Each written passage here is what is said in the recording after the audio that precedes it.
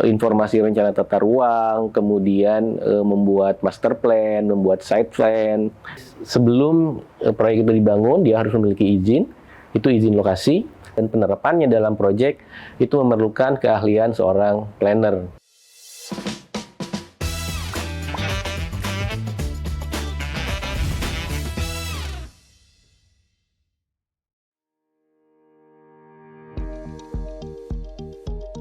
Profesi kita ya, perencana kota itu dalam konteks di properti di Indonesia itu sangat relevan ya. Mulai dari setiap pelaku usaha properti tentu dia akan mencari lokasi yang paling tepat untuk proyeknya gitu ya, di mana kawasan perumahan itu akan dibangun. Nah tentu saja dalam hal ini dia akan membutuhkan sebuah informasi mengenai rencana tata ruang di situ ya. Jadi informasi rencana tata ruang, kemudian membuat master plan, membuat site plan, dalam hal perizinan, kemudian dalam hal hubungan dengan pemerintah daerah, pemerintah kota gitu. Itu sangat membutuhkan peran dari profesi perencana. Ya, kaitannya kalau kita lihat pertama tadi ya yang saya sampaikan itu untuk kaitannya dengan rencana tata ruang. Nah itu kan harus dilihat dulu tuh dalam tiap proyek itu, ketika seorang pengusaha atau developer akan membeli sebuah lahan itu dia harus melihat rencana tata ruangnya, apakah sesuai peruntukannya ya, itu keilmuan kita ya. Dilihat dulu apakah itu R ya, warna kuning begitu, ataukah enggak gitu, ataukah bukan. Nah tentu kalau misalkan itu bukan peruntukan perumahan, misalkan untuk sawah atau kawasan hijau atau peruntukan lainnya, tentu itu tidak boleh dibangun gitu. Nah seorang pengusaha ketika dia tidak mengetahui informasi itu, dia membeli sebuah lahan untuk perumahan ternyata ada di lahan hijau, tentunya itu merupakan sebuah kerugian. Dan informasi itu yang bisa mengetahui adalah tentunya dari seorang planner ya, melihat dari rencana tata ruangnya, baik itu RT/RW maupun RDTR.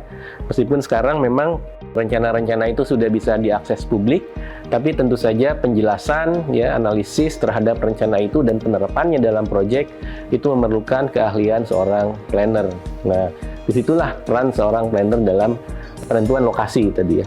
Berikutnya, ketika lokasi itu sudah dibeli gitu, sudah dimiliki oleh seorang pengusaha, tentu dia harus membuat sebuah rencana ya, master plan gitu. Nah, master plan ini juga merupakan sebuah keahlian dari seorang planner ya, dalam khususnya dengan skala, mungkin skala mulai dari skala 1/1000 sampai skala 1/5000 ya, itu biasanya diperlukan. Nah, ini keahlian-keahlian planner juga bisa masuk di situ.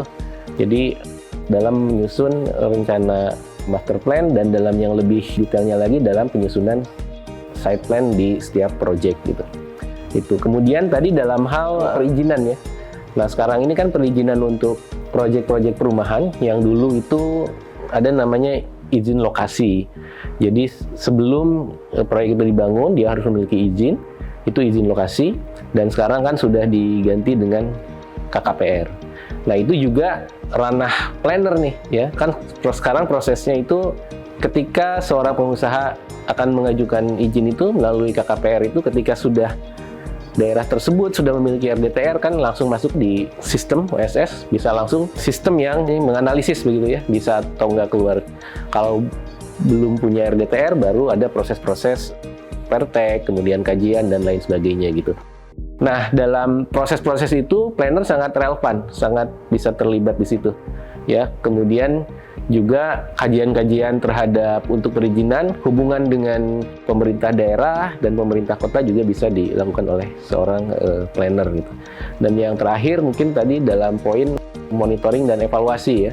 Jadi terhadap rencana, terhadap master plan, terhadap tahapan yang sudah disepakati atau sudah ditetapkan, seorang planner bisa melakukan monitoring dan evaluasi terhadap rencana sehingga rencana tersebut sesuai dengan target-target dan memastikan bahwa proyek atau pembangunan tersebut sesuai dengan rencana tata ruang yang telah disusun dan sesuai dengan peraturan-peraturan yang berlaku. Kira-kira gambarannya itulah seorang planner atau profesi perencana dalam pembangunan proyek-proyek properti dari sisi makro sampai yang lebih detail.